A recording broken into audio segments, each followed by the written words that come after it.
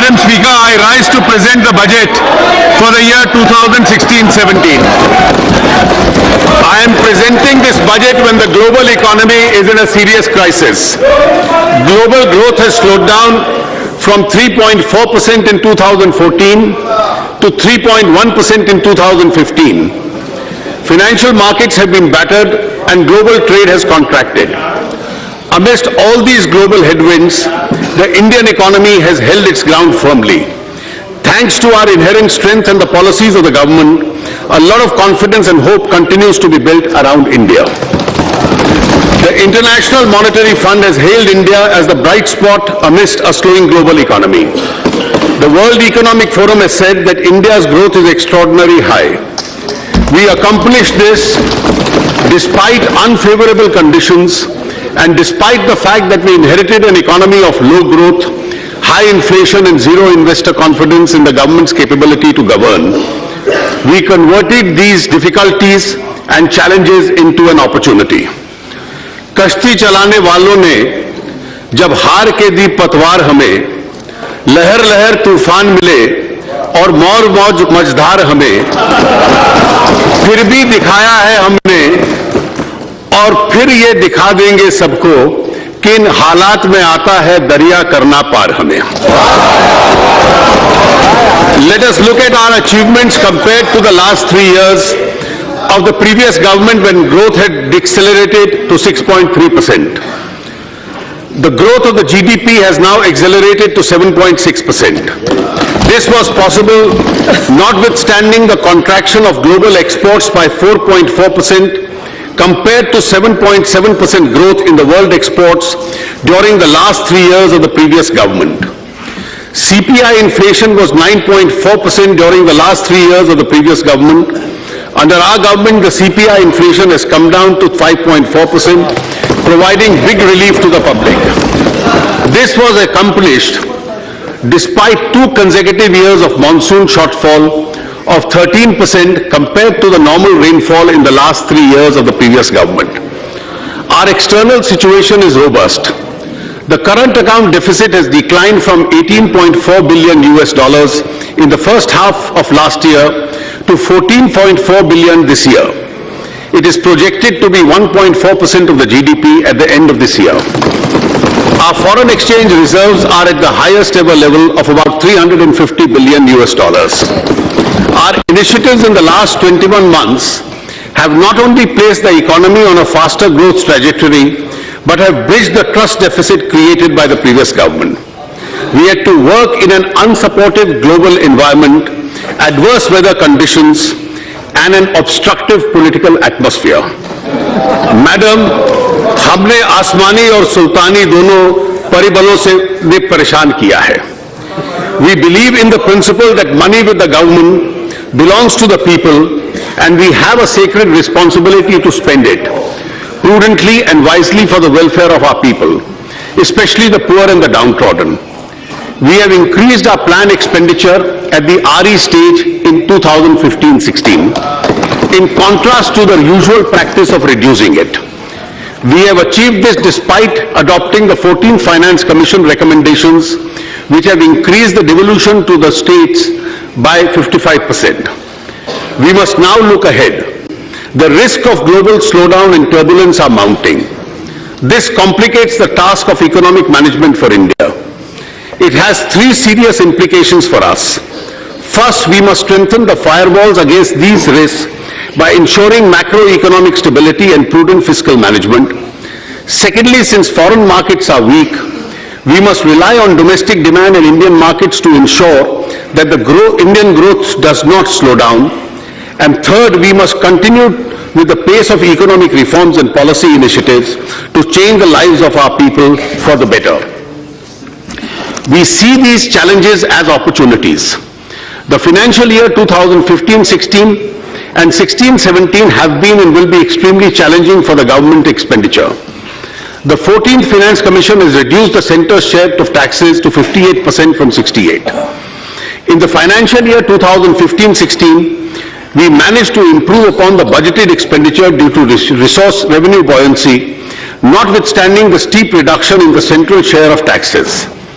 The next financial year 2016-17 will cast an additional burden on account of the recommendations of the 7th Central Pay Commission and implementation of the Defence OROP. The government therefore has to prioritize its expenditure. We wish to enhance the expenditure in the farm and the rural sector, the social sector, the infrastructure sector, and provide for recapitalization of the banks. This will address those sectors which need immediate attention. Once the government discharges these priority obligations, it will then focus on areas which are of utmost priority to the government. While increasing the outlay of the various social sector programs, the government will undertake 3 major schemes to help the weaker sections of society. The Pradhan Mantri Fasal Bima Yojana has already been announced to protect the farmer from adverse consequences of nature. The farmer will pay a nominal amount of insurance premium and get the highest ever compensation in the event of loss suffered. A health insurance scheme which protects 1/3 of India's population against hospitalization expenditure is being announced. The government is launching a new initiative to ensure that the BPL families are provided with cooking gas connections supported by a government subsidy. This will significantly improve the health of women and those BPL families who suffer adversely from the ill effects of chula cooking. The annual budget is also an opportunity for the government to outline its priorities for the year to come.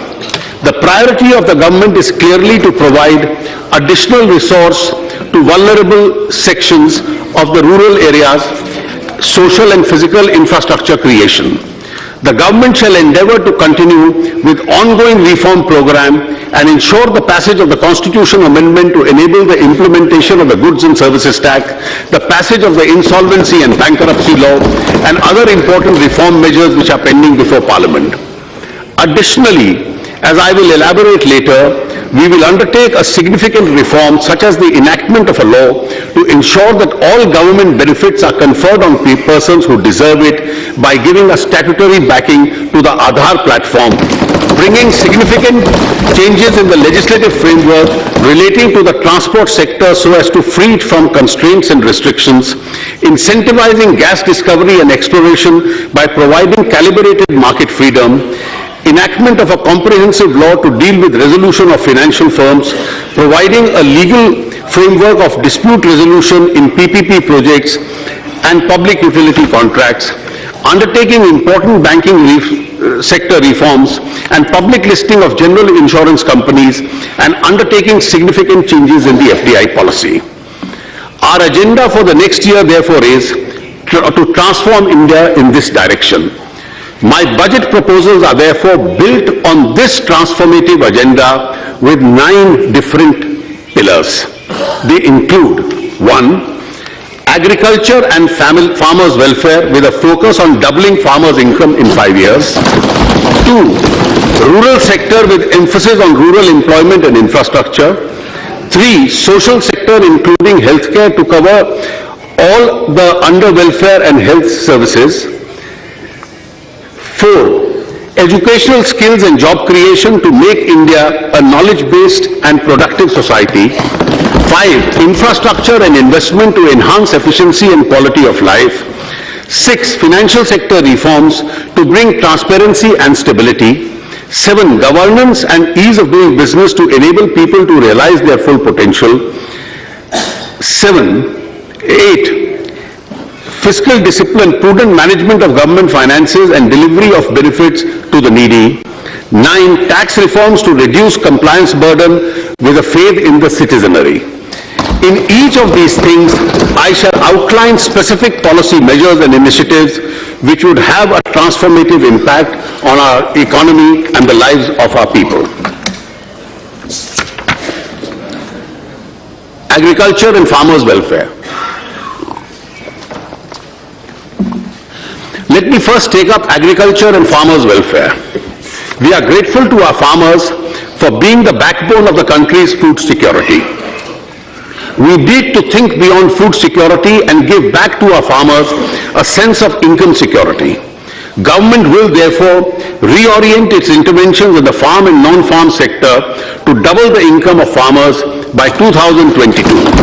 Our total allocation on agriculture and farmers' welfare is rupees 35,984 crores.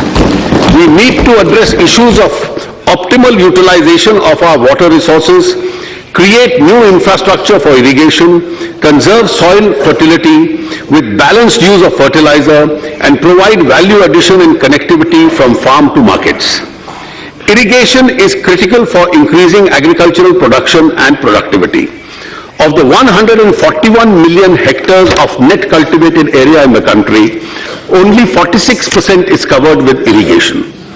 The Pradhan Mantri Krishi Sinchai Yojana has been strengthened and implemented in mission mode. 28.5 lakh hectares will be brought under irrigation under this scheme. Implementation of 89 irrigation projects under AIBP, which has been languishing, will be fast-tracked. This will help us to irrigate 80.6 lakh hectares. These projects require rupees 17,000 crores next year and rupees 86,500 crores in the next 5 years. We will ensure that 23 of these projects are completed before 31st March 2017. A dedicated long-term irrigation fund will be created in NABARD with an initial corpus of about rupees 20,000 crores. To achieve all these, a total provision of rupees 12,517 crore has been made through budgetary support and market borrowings in 2016-17. Simultaneously, a major program for sustainable management of the groundwater resources has been prepared with an estimated cost of rupees 60,000 crores and proposed multilateral funding. At least 5 lakh farm ponds and dug wells in the rain-fed areas and 10 lakh compost pits for production of organic manure will be taken up with use of actions under MG Narega. The Soil Health Card scheme is now being implemented with greater vigor. Through this, the farmer gets information about the nutrient level of the soil and can make a judicious use of fertilizer. The target is to cover all 14 crore farm holdings by March 2017. Rupees 368 crore has been provided for the National Project of Soil Health and Fertility. Besides, 2,000 model retail outlets of fertilizer companies will be provided with soil and seed testing facilities during the next 3 years. Fertilizer companies will also co-market city compost, which increases the efficacy of chemical fertilizer. A policy for conversion of city waste into compost has been approved by the government under the Swachh Bharat Abhiyan. To increase crop yield in rain-fed areas, which account for nearly 55% of the country's arable land, organic farming is being promoted. Towards this end, the government has launched 2 important schemes: the Paramparagat Krishi Vikas Yojana, which will bring 5 lakh acres under organic farming over a 3-year period. Second, the government has launched a value chain organic farming scheme called the Organic Value Chain Development in the northeastern region. The emphasis is on value addition so that organic produce grown in these parts finds domestic and export market. A total provision of 412 crores has been made under these schemes. Incentives are being given for enhancement of pulses production. Rupees 500 crore under the National Food Security Mission has been assigned to pulses. The number of districts covered has been increased to 622. A national level competition will be held among 674 Krishi Vigyan Kendras with a total prize money of 50 lakhs to improve the efficiency and performance of these Kendras. Access to market is critical for farmers. The government is implementing a unified agricultural market scheme which envisages a common e-market platform that will be developed in selected 585 regulated wholesale markets. Amendment to the APMC Acts of the states are a prerequisite to join this e-platform. I am happy to inform that 12 states have already amended their APMC Acts and are ready to come on board. More states are expected to join this platform in the coming year. A unified agriculture market e-platform will be dedicated to the nation on the birthday of Dr. Babasaheb Ambedkar on 14th April this year. 97 lakh metric tons of storage capacity was added to the central pool stock during the current year. We are implementing the Pradhan Mantri Gram Sadak Yojana as never before. The scheme has suffered because of underfunding. The allocation in 2012-13 and 13-14 was only 8,885 and rupees 9,805 crores respectively. We have substantially increased the allocation in the last 2 years, which will now be allocated rupees 19,000 crores in 16-17. ये जो 19,000 करोड़ है, this is only 60% of the cost, क्योंकि 40% states bear करेंगे. Together with the state share, totally about 27,000 crores will be spent on this yojana in 2016-17. Our goal is to advance the completion target of the program from 2021 to 2019 and connect the remaining 65,000 eligible habitations by constructing 2.23 lakh kilometers of roads.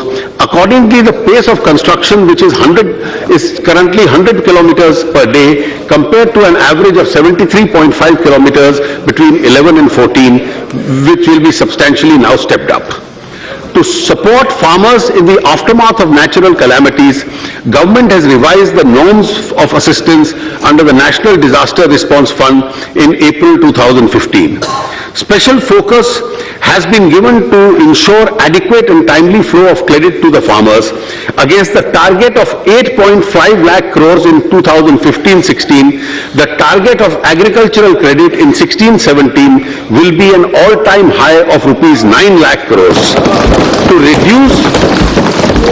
reduce the burden of loan repayment on farmers, a provision of rupees 15,000 crores has been made in the budgetary estimates of 16-17 towards interest subvention. The government has also provided a path-breaking crop insurance scheme, namely Prime Minister's Fasal Bima Yojana. For effective implementation of the scheme, I have provided 5,500 crores in the budget of 16-17. We have to ensure that the benefit of MSP reaches farmers in all parts of the country. Mr. Jaitley, if you want to, you can sit and then... Thank you, madam. I'll do that. Yeah. We will have to ensure that the benefit of the MSP reaches the farmers in all parts of the country. 3 specific initiatives will be taken up in 2016-17 for this. First, the remaining states will be encouraged to take up decentralized procurement. Second, an online procurement system will be undertaken through the Food Corporation of India. This will usher in transparency, convenience to the farmers through a prior registration and monitoring of actual requirement. Third, effective arrangements have been made for pulses procurement. Farmers also take up other allied activities to supplement their farm income. To make dairy more remunerative to the farmers, 4 new projects will be taken up. First, the Pashudhan Sanjeevani and Animal Welfare Wellness Program and a provision for the Animal Health Card, Nakul Swasthya Patra. Second, an advanced breeding technology. Third, creation of E-Pashudhan Hut, an e-marketing portal for connecting breeders and farmers. And fourth, a national genomic center for indigenous breeds. These projects will be implemented at a cost of rupees 850 crores over the next few years. There has been a visible rise in the yield of honey from an average of 18 to 20 kilometers per box per annum in the year 2013-14 to 25 kilograms per box per annum in 2015-16. The total production of honey in the country has been increased from 76,150 metric tons in 14-15 to 86,500 metric tons. 90% of domestic honey is now exported. Rural area. After agriculture, I turn to the other segment, the rural economy. A sum of rupees 2.87 lakh crores will be given as grant in aid to the Gram Panchayats and municipalities as per the recommendations of the 14th Finance Commission. This is a quantum jump of 228% compared to the previous 5 years. The funds now allocated will translate to an average assistance of over rupees 80 lakhs per Gram Panchayat and rupees 21 crore per local urban body. These enhanced allocations are capable of transforming villages and small towns. Ministry of Panchayat Raj will work with the states in involving guidelines to actualize this. There is an urgent need to focus on areas of drought and rural distress. Every block in these distressed areas will be taken up as an intensive block under the Deen Dayal Antyodaya mission. Formation of self-help groups will be speeded to promote multiple livelihood. Cluster facilitation teams will be set up under MG Naregas to ensure water conservation and natural resource management. These instincts would also be taken up on a priority basis under the Pradhan Mantri Krishi Sinchai Yojana. A sum of rupees 38,500 crores has been allocated for Manrega in 2016. Madam, if this total amount is spent, this will be the highest ever amount spent in a year on Manrega. 300 Rurban clusters will be developed under the Shama Prasad Mukherjee Rurban mission launched by the Honorable Prime Minister recently. These clusters will include incubate growth centers in rural areas by providing infrastructural amenities and market access for farmers. These will also expand employment opportunities for the youth. As of 1st April 2015, a total of 18,542 villages were not electrified. The Honorable Prime Minister in his address to the nation on 15th August 2015 announced that the remaining villages will be electrified in the next 1,000 days. As on 23rd February 2016, 5,542 villages have been electrified. I think the Power Minister and the Ministry deserves to be congratulated for this. This is more than the total combined achievement of the previous 3 years. The government is committed to achieve 100% village electrification by 1st May 2018. Rupees 8,500 crores has been provided for the Deen Dayal Upadhyaya Gram Jyoti Yojana and integrated power development schemes. Swachh Bharat Mission is India's biggest drive to improve sanitation and cleanliness, especially in rural India. This subject was very close to the heart of the father of the nation. For the first time since independence, the Parliament has had a comprehensive debate on sanitation. This has become a topic of discussion in almost every home. We have introduced ranking of urban areas in sanitation, which has resulted in constructive competition along towns and cities. Rupees 9,000 crores has been provided for the Swachh Bharat Abhiyan. In order to continue this momentum, priority allocation from the centrally sponsored scheme will be made to reward villages that have become free from open defecation. We need to derive greater benefit from the demographic advantage. We need to spread digital literacy in rural areas. Of the 16.8 crore rural households, as many as 12 crore households do not have computers and are unlikely to have digitally literate people. We have approved 2 schemes to promote digital literacy: National Digital Literacy Mission and Digital Saksharta Abhiyan.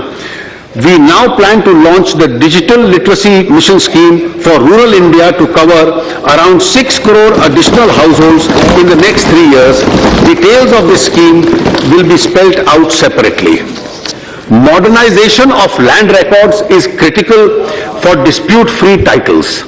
The National Land Record Modernization Program has been revamped under the Digital India initiative and will be implemented as a central sector scheme with effect from 1st April 2016. The revamped program will be built and an integrated land transformation management system. 150 crores has been provided for this purpose. Panchayat Raj institutions need to develop governance capabilities to deliver sustainable goals. It has therefore been proposed to launch a new restructured scheme, namely the Rashtriya Gram Swaraj Abhiyan, for which rupees 655 crore has been set aside. For rural development as a whole, I have allocated rupees 87,765 crores in this budget. Madam, may I continue? Right. Stand. Social sector, including healthcare. When asked what he intends doing for regeneration of India, Swami Vivekananda had said, no amount of politics would be of avail until the masses in India are well educated, well fed and well cared for. I now proceed to present the key element of my proposal in the social sector. In our country, cooking gas cylinders were considered an upper middle class luxury. Gradually it spread to the middle class, but the poor do not have access to cooking gas. Women of India have faced the curse of smoke during the process of cooking. According to the experts, having an open fire in the kitchen is like burning 400 cigarettes in an hour. Time has come to remedy this situation. We have decided to embark upon a massive mission to provide an LPG connection in the name of women members of poor households. I have set aside a sum of rupees 2,000 crore in this year's budget to meet the initial cost of providing these LPG connections. This would benefit about 1 crore 50 lakh households below the poverty line in the year 2016-17. The scheme will continue for at least 2 more years to cover a total of 5 crore BPS households. This will ensure universal coverage of cooking gas in the country. This measure will empower women and protect their health. It will reduce drudgery and time spent on cooking. It will also provide employment for rural youth in the supply chain of cooking gas. I want to take this opportunity to express our gratitude and appreciation of 75 lakh middle class and lower middle class households who have voluntarily given up their cooking gas subsidy in response to a call given by the Prime Minister. Their gesture is a matter of pride for the country. Catastrophic health events are the single most important cause of unforeseen out-of-pocket expenditure, which pushes lakhs of households below the poverty line every year. Serious illness of family members causes severe stress on financial circumstances of poor and economic weaker families, shaking the foundations of economic security. In order to help such families, the government will launch a new health protection scheme which will provide health cover up to rupees 1 lakh per family. For senior citizens of the age of 60 and above belonging to this category, an additional top-up package of rupees 30,000 will be provided. Quality medicines, making quality medicines available at an affordable price has been a key challenge. This will reinvigorate the supply of generic drugs. 3,000 stores under the Prime Minister Jan Aushadhi Yojana will be opened during 2016-17. Almost 2.2 lakh new patients of end-stage renal diseases get added in India every year, resulting in an additional demand for 3.4 crore dialysis sessions. With approximately 4,950 dialysis centers in India, largely in the private sector, concentrated in major towns, the demand is only half met. Each dialysis session costs around rupees 2,000, an annual expenditure of more than rupees 3 lakhs. Besides, most families have to undertake frequent trips for long distance to access dialysis services, incurring heavy travel costs and low wages. To address this situation, I propose to start a national dialysis service program. Funds will be made available through a PPP mode under the National Health Mission to provide dialysis service in all district hospitals. To reduce cost, I propose to exempt certain parts of dialysis equipment from basic customs duty, excise CVD and SAD. Scheduled caste and scheduled tribe entrepreneurs are beginning to show great promise in starting and running of successful businesses. The Prime Minister had given a call for promoting entrepreneurship amongst the SC/ST to become job providers rather than job seekers. I am happy to inform you that the Union Cabinet has approved the Stand Up India scheme to promote entrepreneurship amongst SC/ST and women. 500 crores has been provided for this purpose.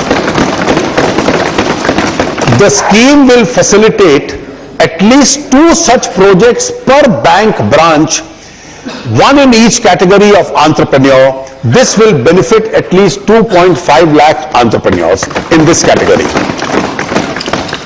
We are celebrating the 125th birth anniversary of Dr. B.R. Ambedkar. This must become the year of the economic empowerment for SC/ST entrepreneurs. We have extensively interacted with Dalit India Chamber of Commerce and Industry on building an entrepreneurship ecosystem. It is proposed to constitute a national scheduled caste and scheduled tribe hub in the MSME ministry in partnership with industry associations. This hub will provide a professional support to scheduled caste and scheduled tribe entrepreneurs to fulfill the obligations under the central government procurement policy, adopting best practices and leverage the stand-up initiative. The scheme for welfare and skill development of minorities such as multi-sectoral development program and Ustad shall be implemented effectively. Education, skills and job creation. I would now like to highlight the steps proposed to be undertaken under the education, skill development and job creation, which is the 4th pillar of my budget proposals.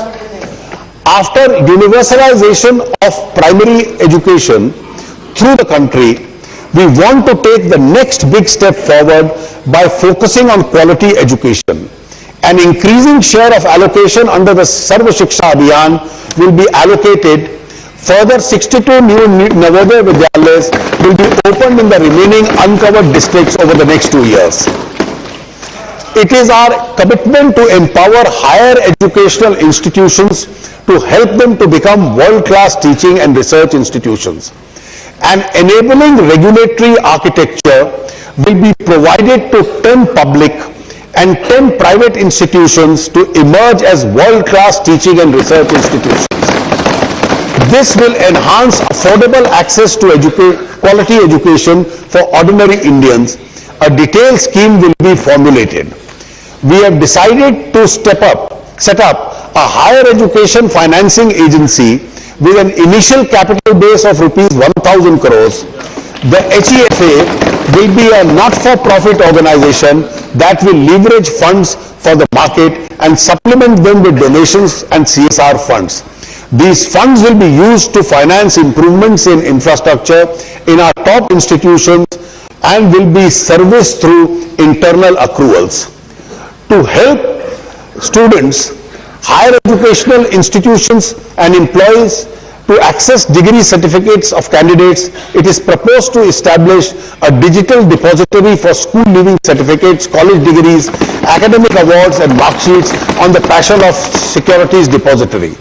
This will help to validate their authenticity, safe storage and easy retrieval. Skill development.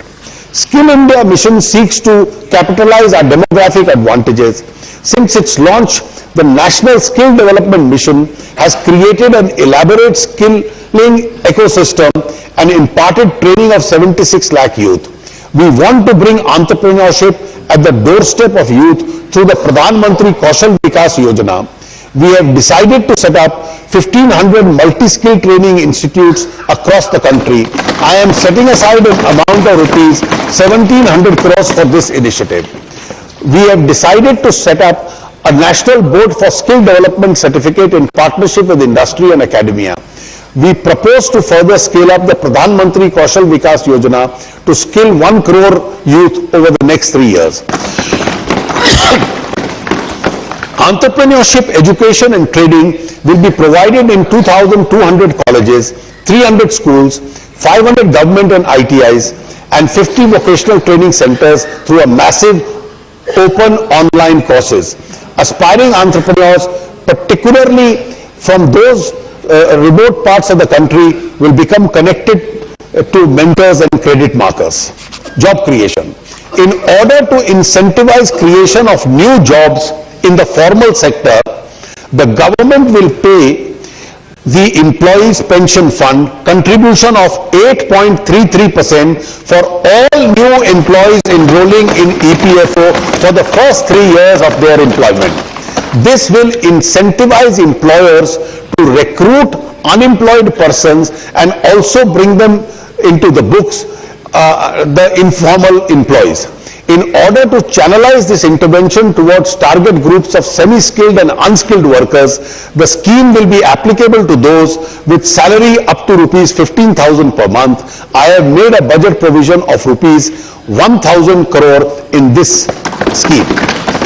Further, Finance Bill 2016 proposes to broaden and liberalize the scope of employment generation incentives available under Section 80JJAA of the Income Tax Act. The deduction will be available not only to assessees deriving income from manufacturing of goods in a factory, but all assessees who are subject to statutory audit under this Act. Thus, a deduction of 30% of the emoluments paid to such employees can be claimed for 3 years. The minimum number of days for which they should be employed during the year is proposed to be reduced from 300 to 240. No deduction, however, will be admissible in respect of employees whose monthly emoluments exceed rupees 25,000. Also, no deduction will be admissible in respect of employees for whom the government is paying the entire EPS contribution. A national career service was launched in July 2015. Already 35 million job seekers have registered on this platform. We propose to make 100 model career centers operational by the end of 2016-17. We also propose to interlink state employment exchanges with national career service platform. Retail trade is the largest service sector employer in the country. Many more jobs are created in this sector provided the regulations are simplified. If shopping malls are kept open all 7 days of the week, why not small and medium shops? These shops should be given a choice to remain open on all 7 days of the week on voluntary basis. The interest of workers in terms of mandatory weekly holiday, number of working hours per day, of course, has to be protected. We propose to circulate a model shops and establishment bill which can be adopted by the state governments on a voluntary basis. 5. Infrastructure and investment. The fifth strong support pillar of this budget is to transform India is infrastructure and investment.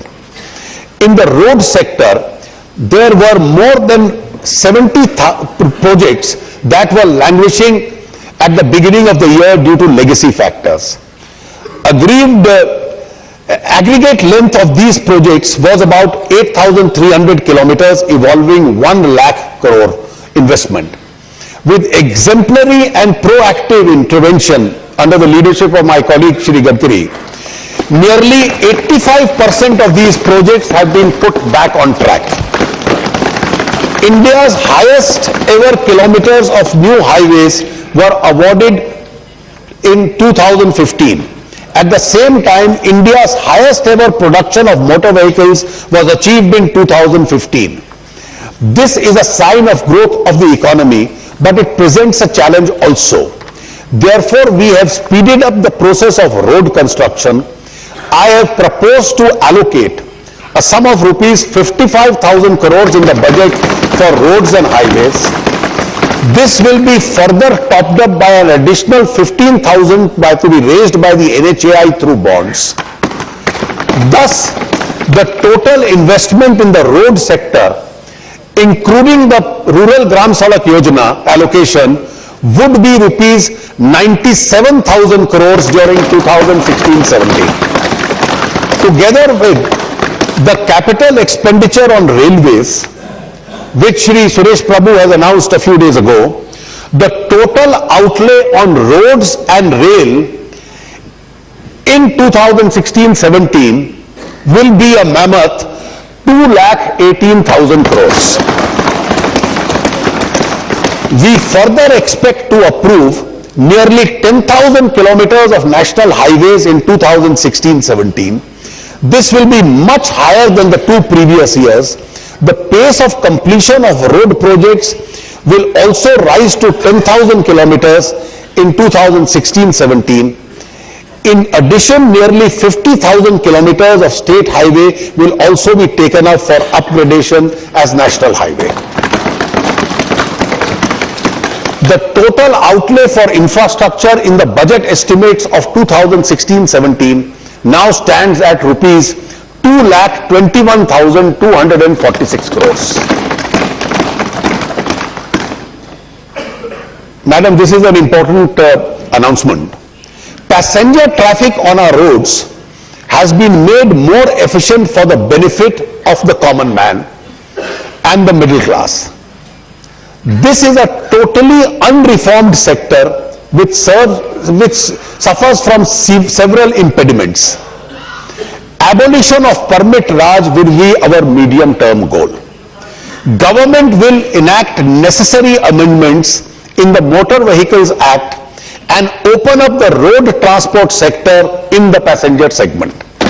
An enabling ecosystem which will provide for the which will be provided for the states, which will have a choice of adopting the new legal framework. Entrepreneurs will be able to operate buses on various routes subject to efficiency and safety norms. The major benefit of this game-changing initiative will be the provision for a more efficient public transport facilities, greater public convenience, new investments in moribund sectors, creation of new jobs for our youth, growth of startup entrepreneurs, and other multiplier effects. These measures will take us faster down the road to development. In 2015, India's major ports have handled the highest ever quality of cargo. We have also added the highest ever capacity in major ports. We have started a series of measures for modernizing ports and increasing their efficacy. The Sagarmala project has, we are planning to put new greenfield ports both in the eastern and western coasts of India. The work of the national waterways is already being expedited. Rupees 800 crores has been provided for this initiative. In civil aviation sector, the government is drawing up an action plan for revival of unserved and underserved airports. There are 160 airports and airstrips with state governments which can be revived at an indicative cost of rupees 50 to 100 crores each. We will partner with the state governments to develop some of these airports for regional connectivity. Similarly, 10 out of the 25 non-functional airstrips with the Airport Authority of India will also be developed.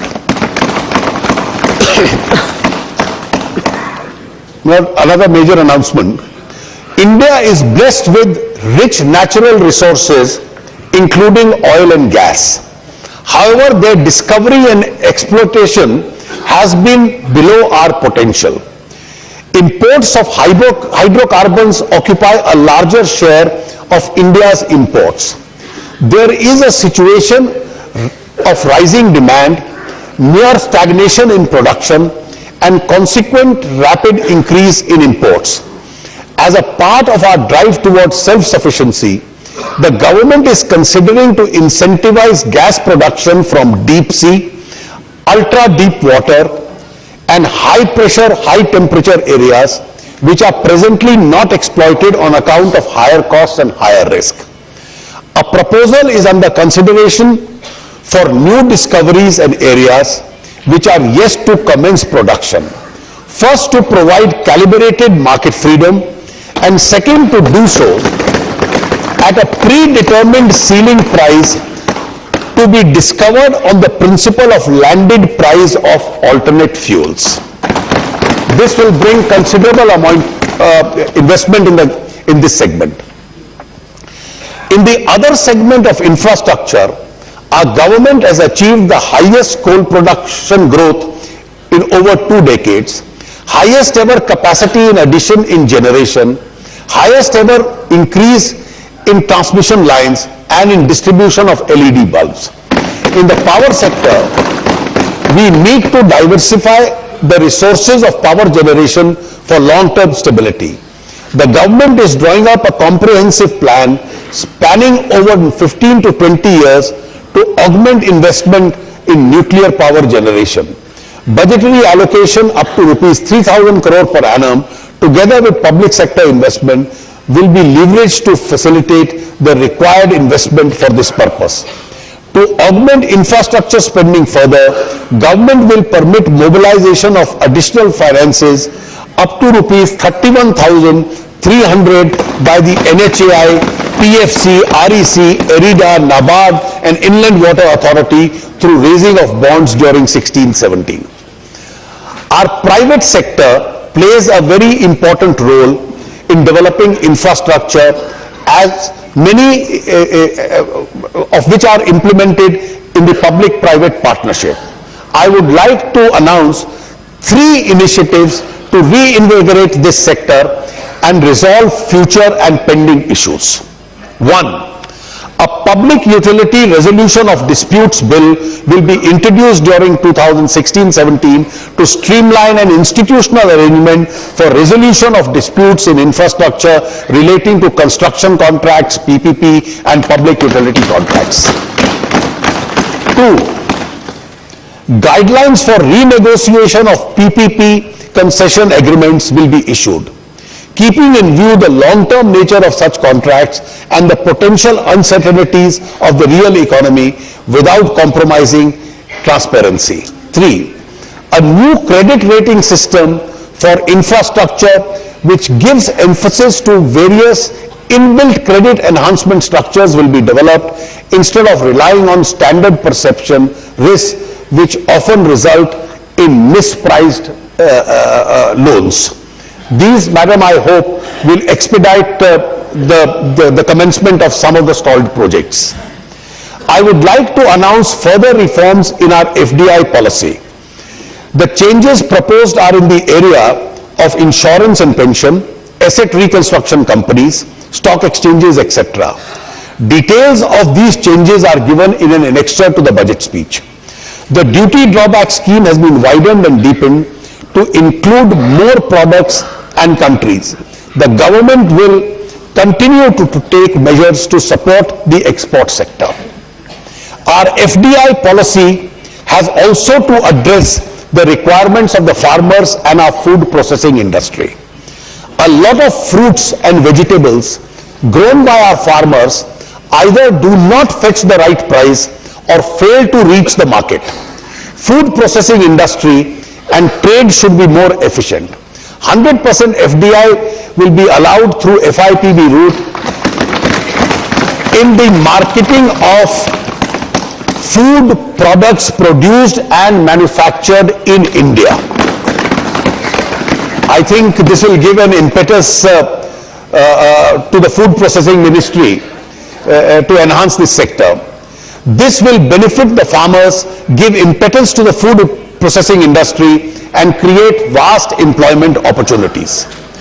A new policy of management of government investment in public sector enterprises, including disinvestment and strategic sale, has been approved. We have to leverage the assets of the CPSEs for generation of resources for investment in new projects. We will encourage CPSEs to divest individual assets like land, manufacturing unit to release their asset value for making investments in new projects.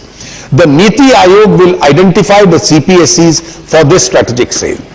We will adopt a comprehensive approach for efficient management of the government investment in CPSEs by addressing issues such as capital restructuring, dividend bonus shares, etc. The Department of Disinvestment is being renamed the Department of Investment and Public Asset Management, the DIPAM. Financial sector reforms. A vibrant financial sector is of critical importance to the growth of every economy. In my last two budgets, I had announced several measures in this regard. I would now like to announce the following initiatives. A systematic vacuum exists with regard to the bankruptcy situation in financial firms. A comprehensive code on resolution of financial firms will be introduced as a bill in Parliament in 2016-17.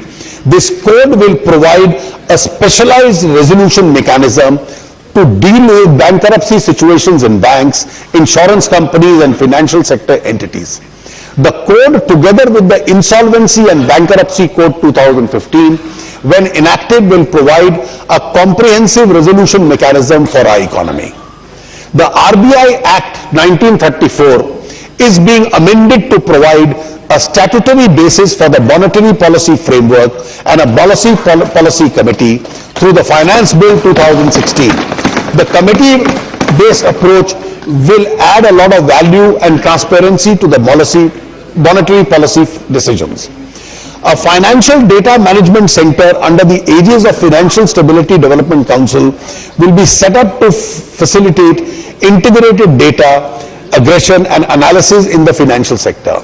To improve greater retail participation in government securities, RBI will facilitate their participation in the primary and secondary markets through stock exchanges and access to NDS-OM trading platforms. New derivative products will be developed by SEBI in the commodity derivatives market. To facilitate deepening of the corporate bond market, a number of measures will be undertaken, details of which are given in Annexure 2 to the budget speech. An enactment of the Insolvency and Bankruptcy Code will provide a major boost to the development of the corporate bond market. To tackle the problem of stress assets in the banking sector, asset reconstruction companies have a very important role. I therefore propose to make necessary amendments in the SARFAESI Act to enable the sponsorer of an ARC to hold up 100% stake in the ARC and permit non-institutional investors to invest in the securitization receipts. In the recent past, there have been instances of people in various parts of the country being defrauded by illicit deposit-taking schemes. The worst victims of these schemes are poor and the financially illiterate. The operation of such schemes are often spread across many states. I therefore propose to bring a comprehensive central legislation in 2016-17 to deal with the menace of such schemes. I propose to amend the SEBI Act 1992 in the coming year to provide for more number of benches of the Security Appellate Tribunal. As honorable members are well aware, the strength of the financial sector is dependent on a strong and well-functioning banking system. We have already a comprehensive plan for rebanking the public sector banks, Indradhanush, which is under implementation. We are now confronted with the problem of stress assets in public sector banks, which is a legacy of the past. Several steps have already been taken in this regard. We are not interfering in the lending and personal matters of the bank. Structural issues have been addressed in various sectors like power, coal, highways, sugar and steel.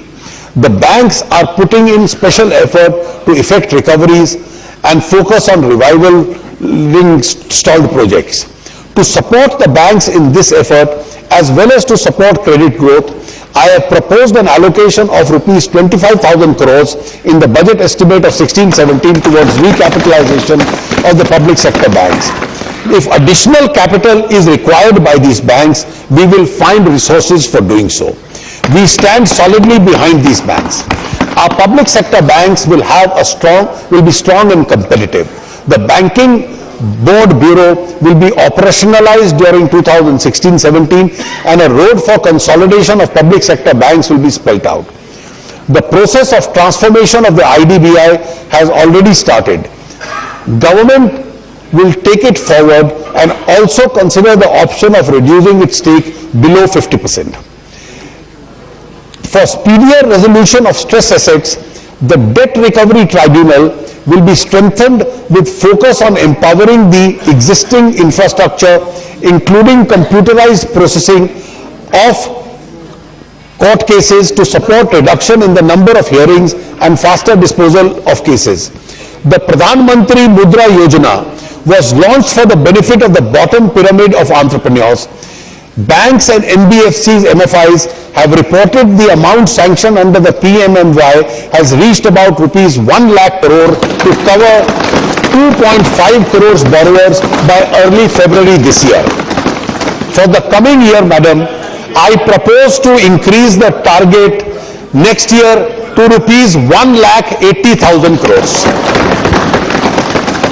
To provide better access to the financial system services, especially in rural areas, we will undertake a massive nationwide rollout of ATMs, micro ATMs in post offices over the next 3 years. Public shareholding in government-oriented companies, it means to ensure higher levels of transparency and accountability. To promote this objective, the general insurance companies owned by the government will be listed in stock exchanges. Government and the ease of doing business. Our government is giving an unparalleled emphasis to the good governance with special focus on process reforms. IT-enabled government processes. The whole idea is to remove irritants from public in their interface with government agencies. A task force has been constituted for rationalizing the human resource in various ministries. A comprehensive review and rationalization of autonomous bodies is also underway. A critical component of minimum government and maximum governance is to ensure targeted disbursement of government subsidies and financial assistance to the actual beneficiaries. Public money should reach the poor and the deserving without any leakage. 3 specific initiatives are proposed to achieve this objective. First, we will introduce the targeted delivery of financial and other subsidy benefit services by using the Aadhaar framework. The bill will be introduced in the current budget session of Parliament. The Aadhaar number or authentication shall, however, not confer any rights of citizenship or domicile. A social security platform will be developed for using Aadhaar to accurately target beneficiaries. This will be a transformative piece of legislation which will benefit the poor and the vulnerable. Secondly, we have already introduced a direct benefit transfer in LPG. Based on this successful experience, we propose to introduce a DBT on a pilot basis for fertilizer in a few districts of the country with a view to improving the quality of service delivery to farmers. Third, of a total of 5.35 lakh fair price shops in the country, automation facilities will be provided to 3 lakh fair price shops by March 2017. We have to bring transparency and efficiency in government procurement of goods and services. The Director General of Supplies and Disposal will establish a technology-driven platform to facilitate procurement of goods and services in various ministries and agencies by the government. To remove the difficulties and impediments to ease the doing of business, we will introduce a bill to amend the Companies Act in the current budget session of Parliament. The bill would also improve enabling environment for startups. The registration of companies will also be done in one day. Monitoring of prices of essential commodities is a key element of good governance. A number of measures have been taken to deal with the problem of abrupt increase in prices of pulses. Government has approved the creation of a buffer stock of pulses through procurement at a minimum support price and a market price through price stabilization fund. The fund has been provided with a corpus of rupees 900 crores to support the market intervention. Madam Speaker, for good governance, we have to capitalize on country's unity in diversity.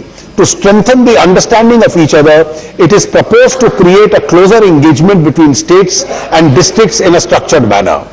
Ek Bharat Shresth Bharat program will be launched to link states and districts, an annual program that connects people through exchanges in areas of language, trade, culture, travel and tourism. We shall do this through mutual agreement with participating states and districts. In 2017, the country will celebrate the 70th anniversary of our independence.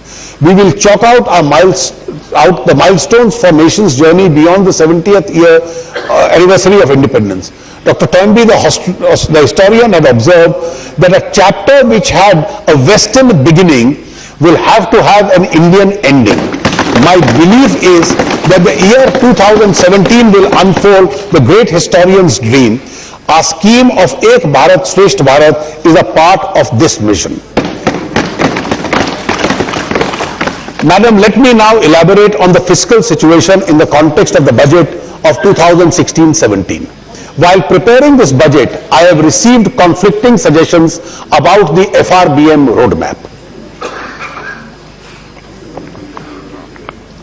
Different schools of thought have argued either in favor of fiscal consolidation and stability or for a less aggressive consolidation and for boosting growth. I have weighed the policy option and decided that prudence lies in adhering to fiscal targets. Consequently, the fiscal target in the revised estimate of 2015-16 and the budget estimate of 2016-17 have been retained at 3.9% and 3.5% of GDP respectively. While doing so, I have ensured that development agenda has not been compromised. The total expenditure in this budget for 2016-17 has been projected at rupees 19.78 lakh crores, consisting of rupees 5.50 lakh crore under plan and 14.28 lakh crores under non-plan. The increase in planned expenditure is in the order of 15.3% over the current year's BE. Plan allocation has been given special emphasis to sectors like agriculture, irrigation, social sector, including health, women and child development, welfare of scheduled caste and scheduled tribe, minorities, infrastructure, etc. Continuing with the policy of higher empowering states, the total resources being transferred to the states are 99,681 crores more than RE of 15-16 and rupees 2,46,024 crores more than the actuals of 2014-15. Details of allocations in certain vital sector schemes and transfer to the states are given in Annexure 3 to the speech. This is the last year of the 12th plan. Successive committees have questioned the merit in having a plan and a non-plan classification of the government expenditure. A broad understanding over the years has been that planned expenditures are good and non-planned expenditures are bad. This results in a skewed allocation in the budget. We need to correct this and give greater focus to revenue and capital classification of government expenditure. We have therefore decided that the non-plan classification will be done away with from fiscal 2017-18. The Finance Ministry will closely work with the state finance departments and align central state budgets in this regard. To improve the quality of government expenditure, every new scheme sanctioned by the government will have a sunset date and an outcome review. A redeeming feature of this year's budget is that we have improved upon the revenue deficit target from 2.8% to 2.5% of GDP in the RE of 2015-16. The FRBM Act has been under implementation for more than a decade. Both central and state governments have made significant gains from the implementation of this act. There is now a school of thought which believes that instead of a fixed number as a fiscal target, it may be better to have a fiscal target range as the target, which would give necessary policy space to the government to deal with dynamic situations. There is also a suggestion that fiscal expansion or contraction should be aligned with credit contraction or expansion respectively in the economy. While remaining committed to fiscal prudence and consolidation, a time has come to review the working of the FRBM Act, especially in the context of uncertainty and volatility, which have become the new norm of the global economy. I therefore propose to set up and constitute a committee to review the implementation of the FRBM and give its recommendation on the way forward. As honorable members are aware, the 7th Pay Commission has submitted its report. Following the past practice, a committee has been constituted to examine the report and give its recommendations. In the meanwhile, I have made necessary interim provisions in the budget. We have rationalized and restructured more than 1,500 central planned schemes into about 300 central sector and 30 centrally sponsored schemes. This will avoid overlapping of expenditure. I reiterate that I remain committed to the financial requirements arising out of the economic packages that have been announced by our government, and also commitments emanating from the reorganization of the states. I have also allocated an initial sum of rupees 100 crores each for celebrating the birth anniversary of Pandit Deen Dayal Upadhyay and the 350th birth anniversary of Guru Gobind Singh Ji. Tax reforms. I shall now turn to tax reform, which is elaborated in Part B of my budget scheme. Madam Speaker, I shall now present my tax proposals. The government acknowledges the role of the taxpayer in the nation building. Each rupee of the tax contributes towards the government's effort to provide a better infrastructure, rural revival and social well-being. Taxation is a major tool to the government for removing poverty and inequality from the society. The posterity will not forgive us if we do not use this opportunity in this perspective. The thrust of my tax proposals this year falls in 9 categories. 1. Relief to small taxpayer. 2. Measures to boost growth and employment generation. 3. Incentivizing domestic value additions to help make in India. 4. Measures for moving towards a pension society. 5. Measures for promoting affordable housing. 6. Additional resource mobilization for agriculture, rural economy and clean environment. 7. Reducing litigation and providing certainty in taxation. 8. Simplification and rationalization of taxation. 9. Use of technology for creating accountability. Relief to small taxpayer. In order to lessen the burden on individuals with income not exceeding 5 lakhs, I propose the ceiling of tax rebate under section 87A from 2,000 to rupees 5,000. There are more than 2 crore taxpayers in this category who will get a relief of rupees 3,000 in their tax liability. The people who do not have any house of their own and do not get any house rent allowance from their employer today get a reduction of rupees 24,000 per annum in their income to compensate them for the rent they pay. I propose to increase the limit of deduction in respect of rent paid under section 80GG from rupees 24,000 per annum to rupees 60,000 per annum, which should provide relief to those who live in rented houses. The next, madam, is important. Presumptive taxation schemes under section 44AD of the Income Tax Act is available for small and medium enterprises, that is non-corporate businesses, with a turnover or gross receipts not exceeding 1 crore rupees.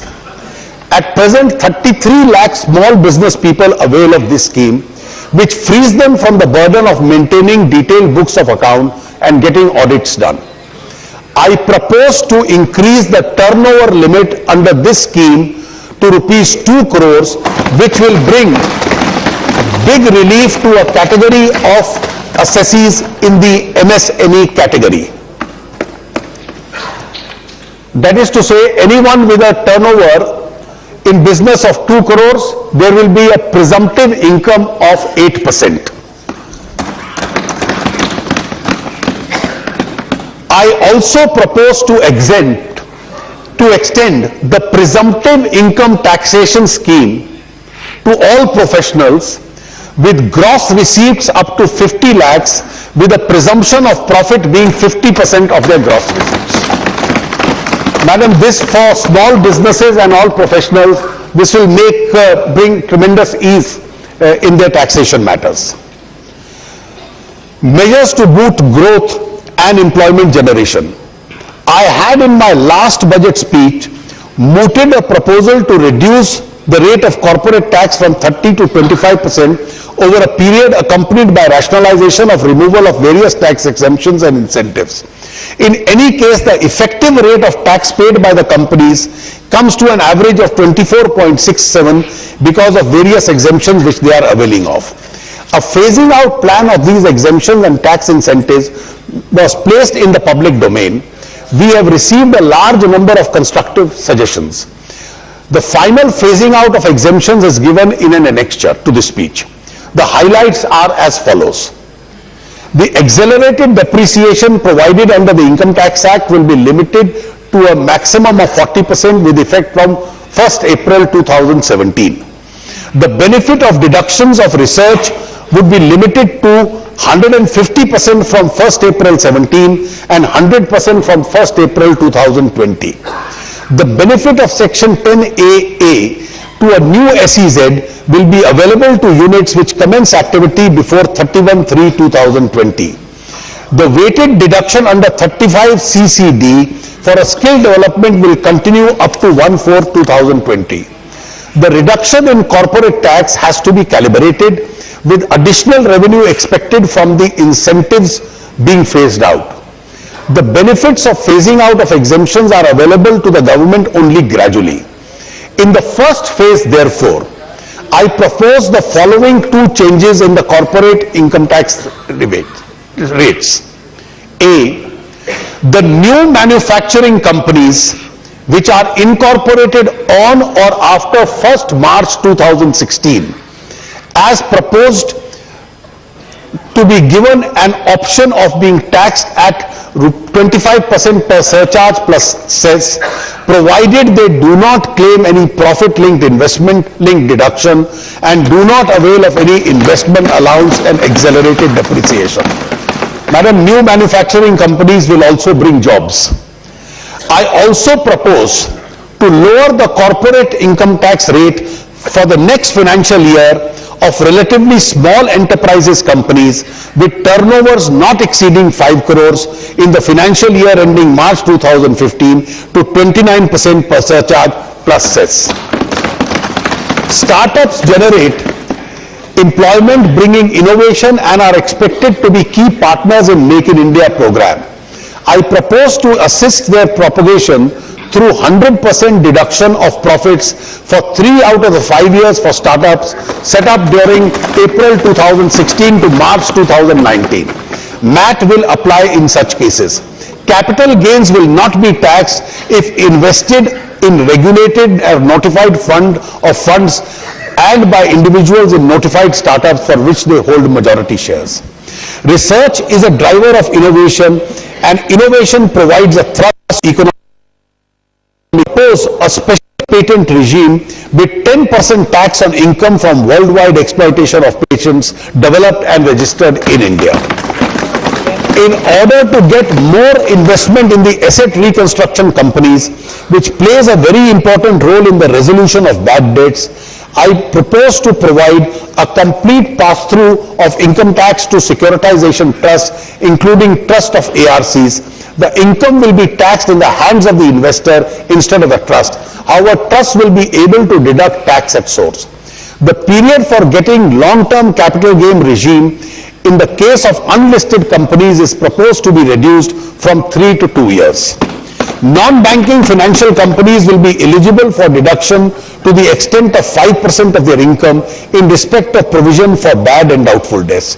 For determining the residency of foreign company on basis of place of effective management is proposed to be deferred by 1 year. I would like to reiterate our commitment to implement the general anti-avoidance rules from 1/4/2017. In order to meet our commitments to the BEPS initiative of the OECD and G20, the Finance Bill 2016 includes provisions for requirement of country-by-country reporting for companies with a consolidation revenue of more than euros 750 million.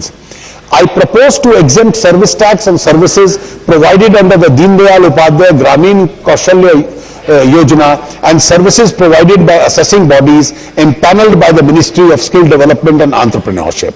I propose to exempt service tax on general insurance service provided by under the Nirmaya Health Insurance Scheme, Nirmaya, launched by the National Trust for Welfare of Persons with Autism, Cerebral Palsy, Mental Retardation and Multiple Disability. To promote the use of refrigerated containers, I propose to reduce the basic custom duty by the excise duty to them from 5% to 6%. As a number of assistive devices, rehabilitation aids and other goods for differently able persons attract bill basic custom duty. Accepting the suggestion that came from the Mr. Rahul Gandhi, I propose to exempt this exemption to the barrel paper also.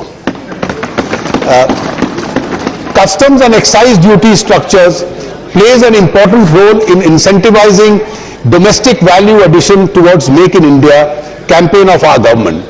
In line with that, I propose to make suitable changes in the customs and excise duty rates of certain inputs, raw materials, intermediaries, components and certain other goods and simplifying procedures as to reduce cost and improve competitiveness of domestic industry in sectors like information technology, hardware, capital goods, defense production, textiles, mineral fuels, mineral oils, chemicals, petrochemicals, paperboard and newsprint, maintenance, repair and overhauling of aircrafts and ship repair. Details of these changes are given in annexure to the budget speech. Measures for providing a pension society. Pension schemes offer financial protection to senior citizens.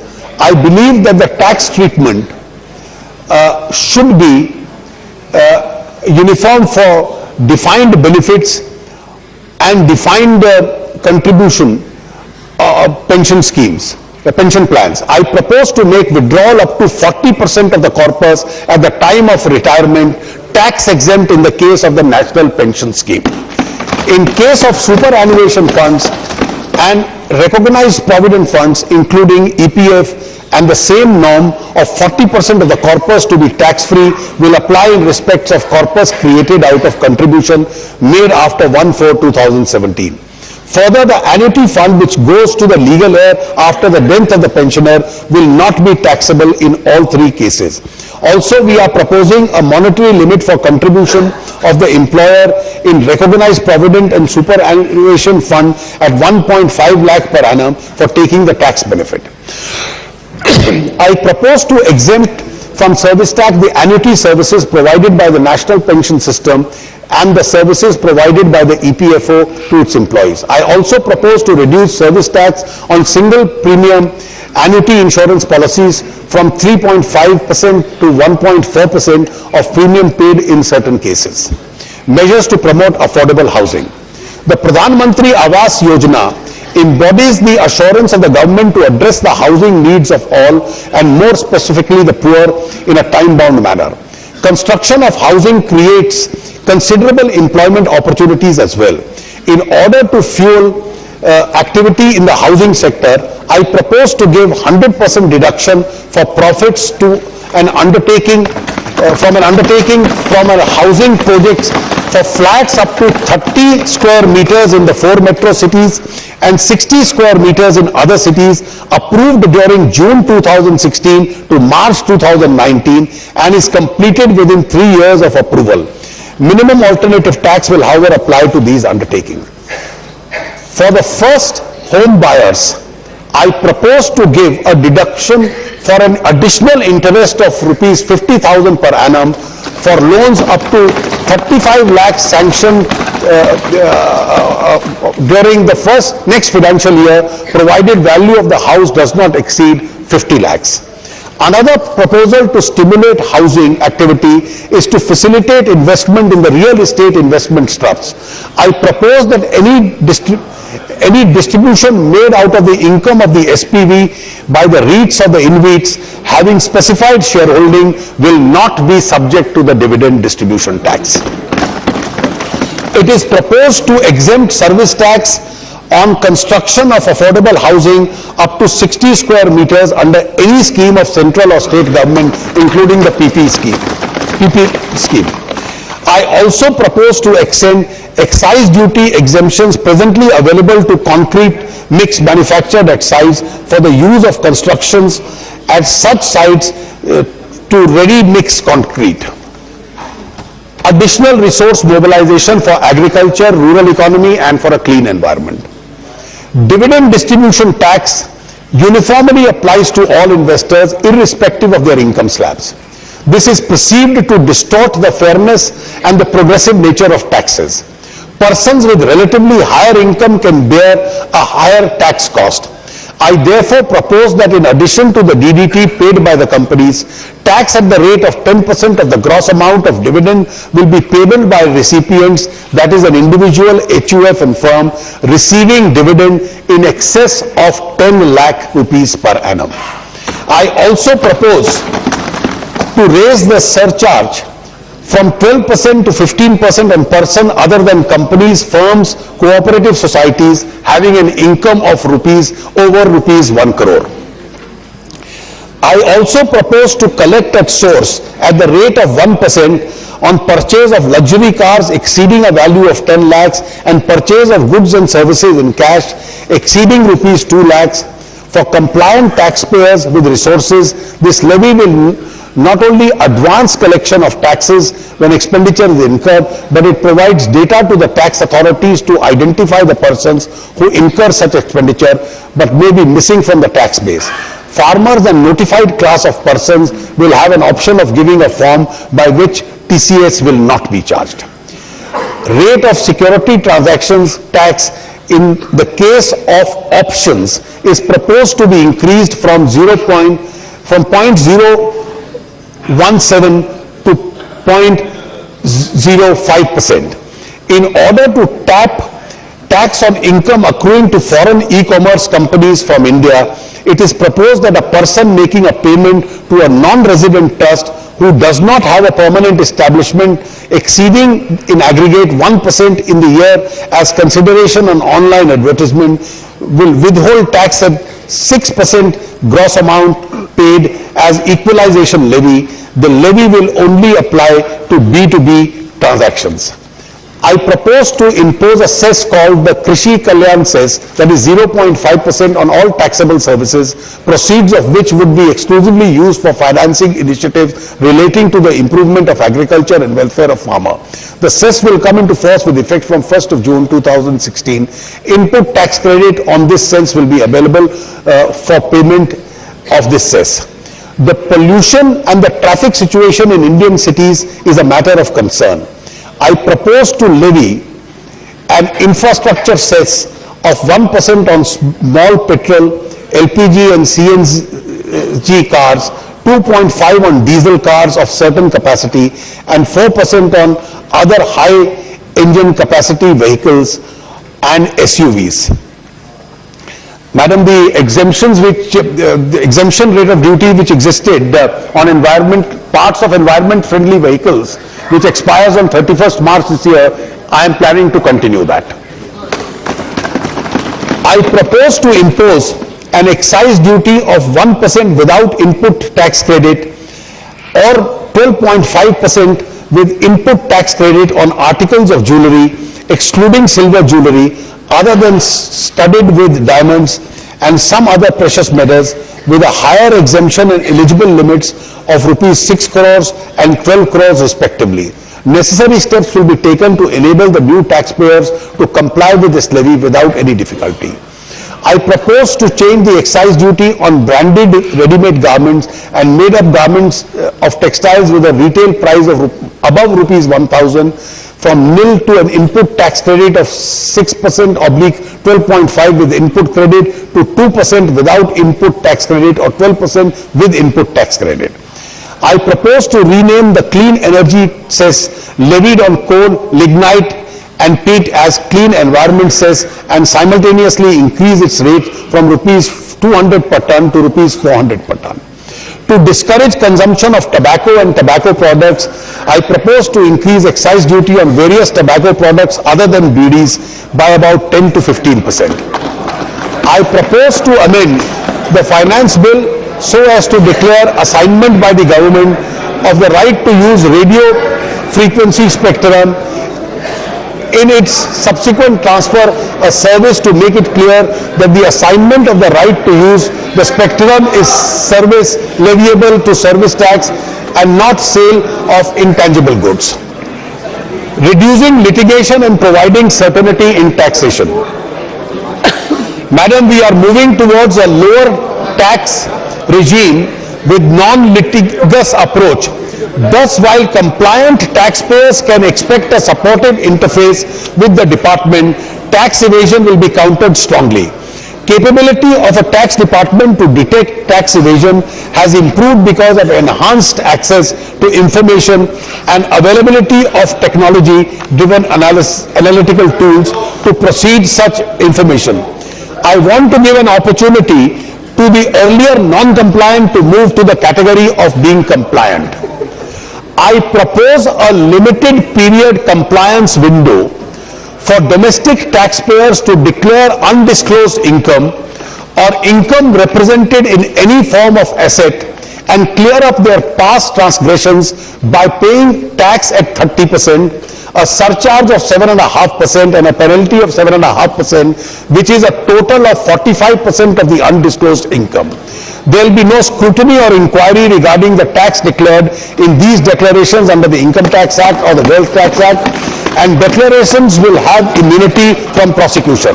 Immunity from Benami Transaction Prohibition Act 1988 has also been proposed subject to certain conditions. The surcharge levied 7.5% of undisclosed income will be called Krishi Kalyan surcharge and will be used for agriculture and rural economy. We plan to open the window under the income tax disclosure scheme from 1st June to 30th September 2016 with an option to pay the amount due within 2 months of the declaration. Our government is fully committed to removing black money from the economy. Having given one opportunity for those who evaded income to declare it once, we would like to focus all our resources on bringing back people with black money to the books. Litigation is a scourge on the tax-friendly regime and creates an environment of distrust in addition to increasing the compliance cost of taxpayers and administrative cost to the government. There are about 3 lakh tax cases pending before the first appellate authority with disputed amount of rupees 5.5 lakh crores. In order to reduce this number, I propose a new dispute resolution scheme. A taxpayer who has an appeal pending as of today before the Commissioner Appeals can settle his case by paying disputed tax and interest up to the date of assessment.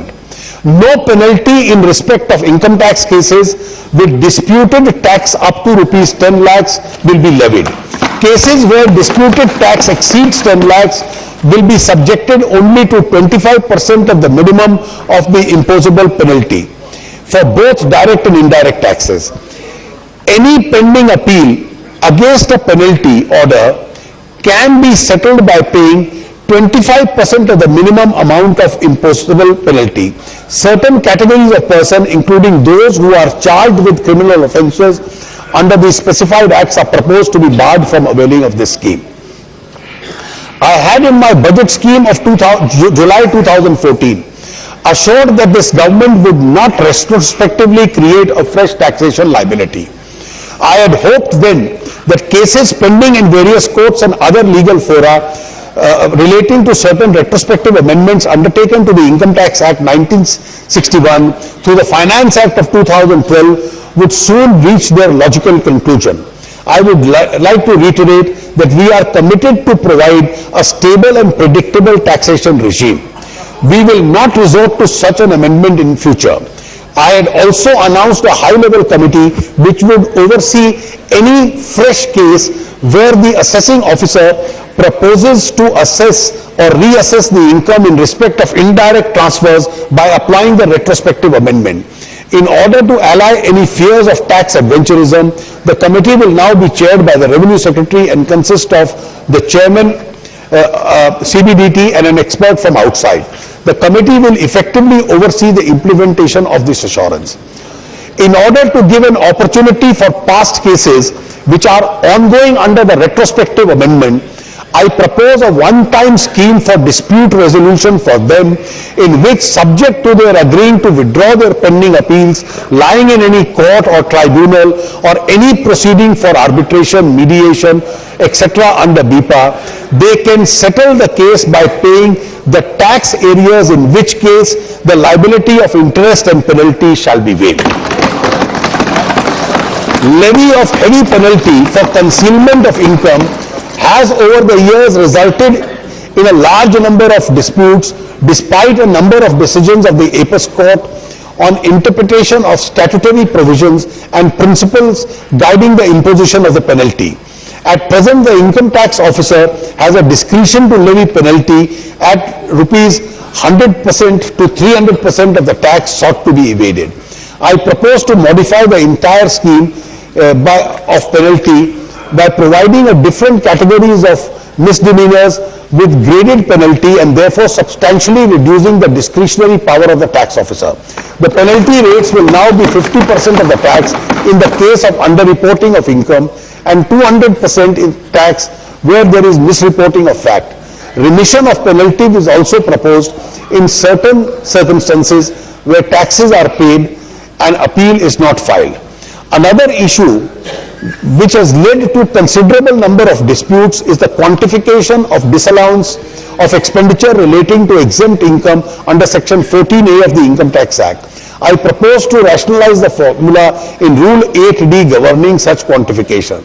The said rule is being amended to provide that disallowance will be limited to 1% of the monthly average value of investment yielding exempt income, but not exceeding the actual expenditure claimed.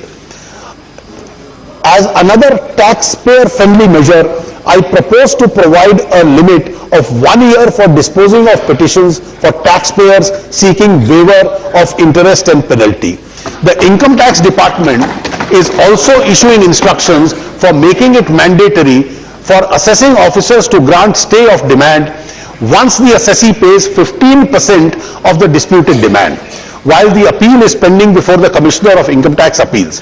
In case of deviations, the assessing officer has to take orders from his superiors. The tax officer also has an option to the superior officer in case he does not agree with conditions of stay order passed by the subordinate officer. In order to remove the backlog of cases, we are creating 11 new benches of the Customs, Excise and Service Tax Appeal Tribunal, CSTAT. The monetary limit for deciding appeal by a single member bench is proposed to be enhanced from rupees 15 lakhs to rupees 50 lakhs.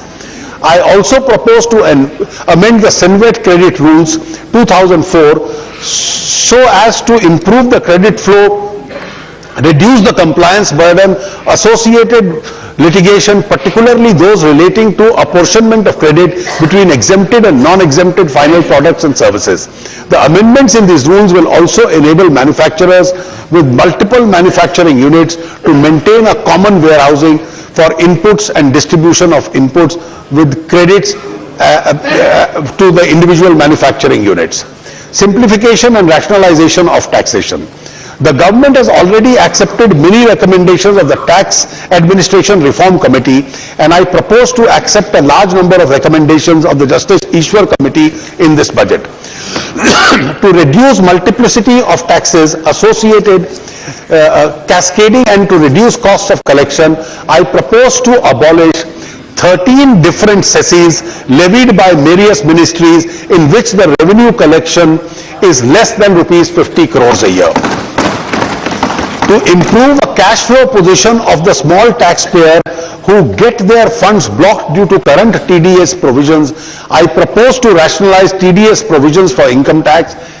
The details are given in an annexure to this speech. Non-residents without PAN are currently subject to a higher rate of TDS.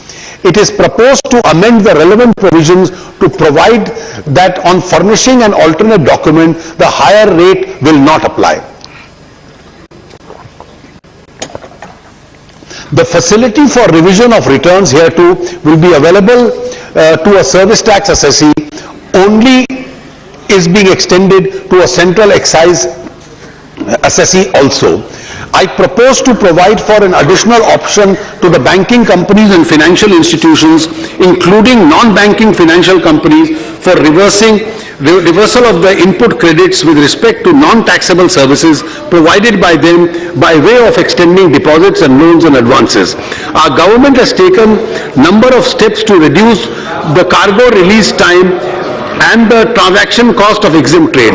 I propose to amend the Customs Act to provide for deferred payment of customs duty for importers and exporters within the proven track record. In 2014-15 budget, I had announced the intent to implement Indian Customs Single Window project. We have made significant progress in this, and it would be implemented at all major ports and airports starting from the beginning of the next financial year. The custom baggage rules for international passengers are being simplified so as to increase the free baggage allowance. The filing of baggage declaration will be required only for those passengers who carry dutiable goods. Use of technology and creating accountability. Technology is a boom for mankind.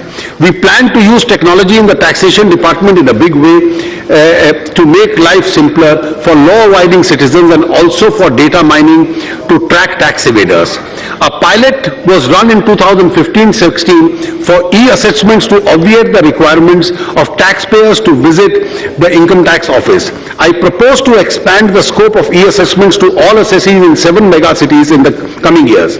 The case selected for scrutiny will be scrutinized in an e-environment where, unless the assessee himself wants to be heard or for special reasons to be recorded, the assessing officer wants to hear the party, there will be no face-to-face contact of the IT department and the assessing.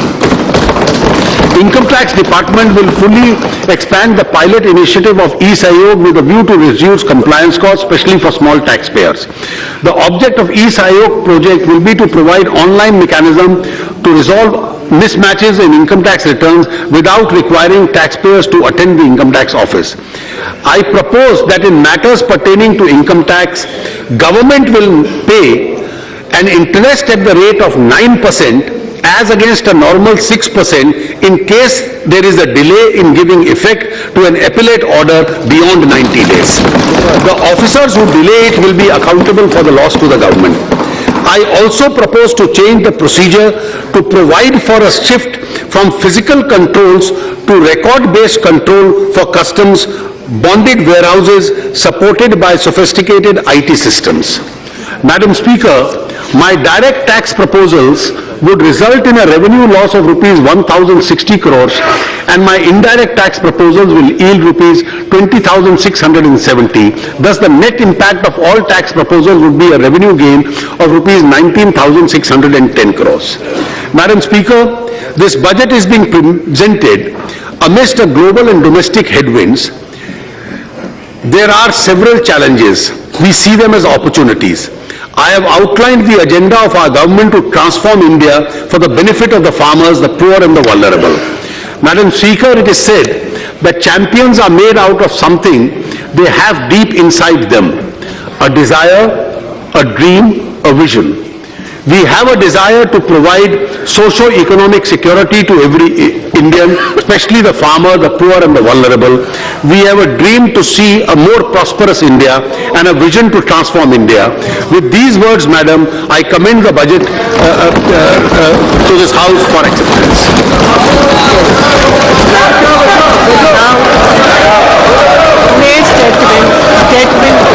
Madam Speaker, I rise to move leave to introduce the Finance Bill 2016. Statement. Item number 2. Lay on the table statement for microeconomic. Madam, I rise to lay on the table the following statement under Section 3 of the Fiscal Responsibility and Budget Management Act 2003, Microeconomic Framework Statement, Medium-Term Fiscal Policy Statement, and Fiscal Policy Strategy Statement. Now move the final bill. Mr. Minister, now move the final bill.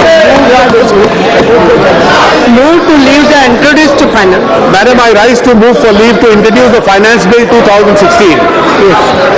The question is that leave is granted to introduce the Finance Bill 2016.